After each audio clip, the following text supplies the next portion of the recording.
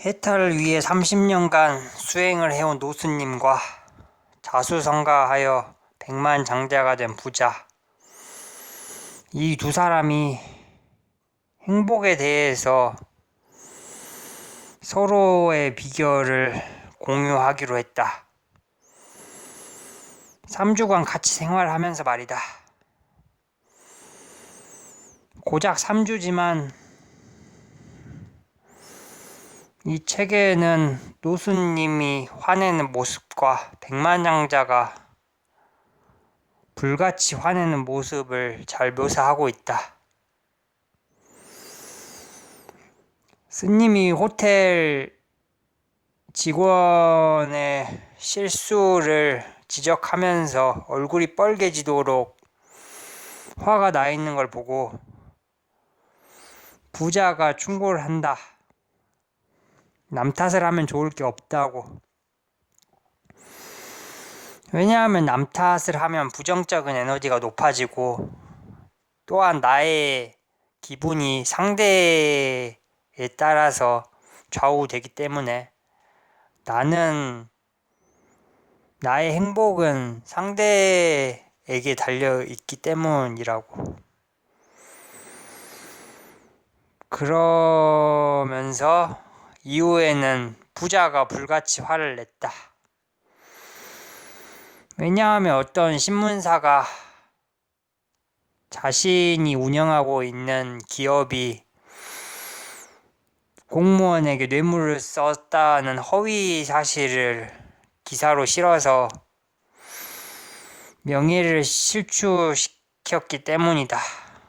그래서 부자는 여러 변호사와 법조인들에게 자문을 구하며 위 신문사를 어떻게 보복을 할 수 있을까 하면서 하루 종일 소송을 준비하다가 노스님을 만났다. 노스님은 말한다. 이기든 지든 그 소송을 하는 동안 괴로울 뿐이니 그만두라고. 소송에서 이기든 지든 소송을 하는 동안 돈과 시간이 들고 또한 그 소송을 준비하는 동안 그것에 대한 원한에 대한 생각 때문에 계속 괴로울 수밖에 없기 때문에. 그래서 나는 생각했다. 부자나 스님이나 나나 인생 사는 건 다 똑같구나라고. 돈이 많든 적든 수행을 많이 하든 적든 정도의 차이만 있을 뿐이지 이 세상이 내 맘대로 되지 않으면 똑같이 성내고 짜증내고 화내고 그러니까. 백만장자는 말한다. 목록을 세우라. 하루의 목록을 간소하게만, 그러나 번호를 매겨서 정확하게 관리하는 게 가장 좋다고. 그렇게 해야 마음이 편안해지고 목록이 압도되지 않는다고. 밤이 되면 할 일 목록을 확인하고 완료한 항목에 체크 표시를 하라고. 모든 항목을 완료했으면 가장 좋지만 그러지 못하더라도 걱정할 필요는 없다고. 다음날 또 하면 되니까. 완료한 항목에 체크를 하며 만족감이 발생해서 자신감이 향상된다고 한다. 그렇게 함으로 집중력이 좋아져서 더 많은 일을 성취할 수 있게 됩니다. 하루 24시간 휴일도 없이 온라인상에서 연결되고자 하는 충동과 관심의 시대에 동참하고자 하는 욕망으로 인해 우리의 삶의 단순한 기쁨이 사라지고 있습니다. SNS에 쓰는 시간, 웹 드라마 시리즈를 보거나 깊은 생각 없이 수요할 수 있는 디지털 콘텐츠를 사용하면서 목적 없이 보내는 시간은 점점 사람들을 좀비로 만들고 있습니다. 일상적인 생활에 집중력을 떨어뜨리고 일터에서도 생산성을 저하시키고 있지요.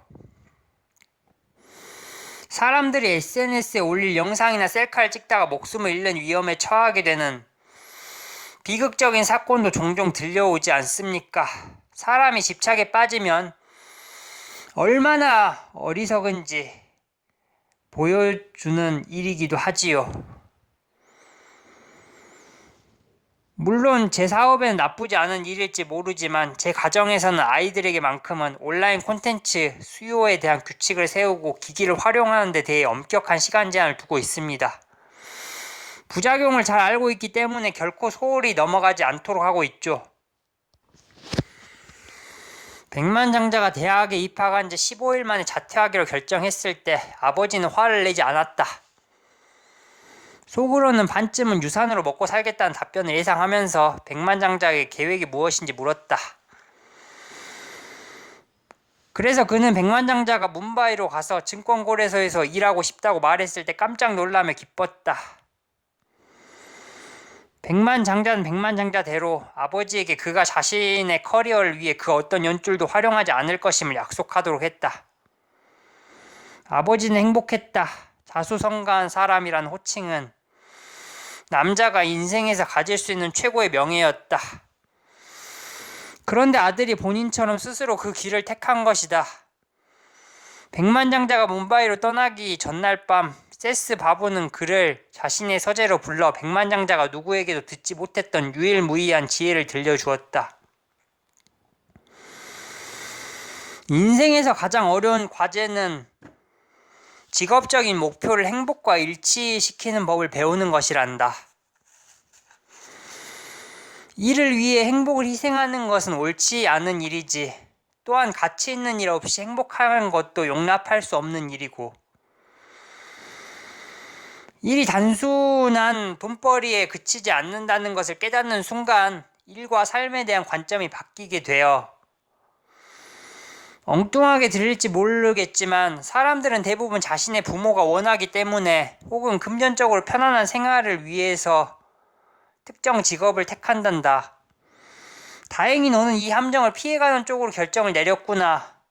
그러나 어떤 사람들은 스스로 잘못된 삶을 선택했다는 것을 깨달을 때쯤에는 이미 대출 상환금 때문에 옴짝달싹 못하거나 삶의 변화를 가져오는 것을 너무 두려워하는 지점에 서 있게 된단다. 면접관으로 면접에 참석할 때도 매번 후보자의 취미에 관한 질문을 중요하게 여겼다. 그는 취미를 갖지 않는 것은 스트레스를 제대로 풀 방법을 모르는 거나 마찬가지라고 생각했던 것이었다. 시인이나 작가, 화가, 건축가, 배우, 스포츠 선수 등 어떤 직업을 가진 사람이라 하더라도 전통적인 직업을 가진 사람들과 마찬가지로 돈을 벌고 명성을 얻을 수 있는 기회가 주어져.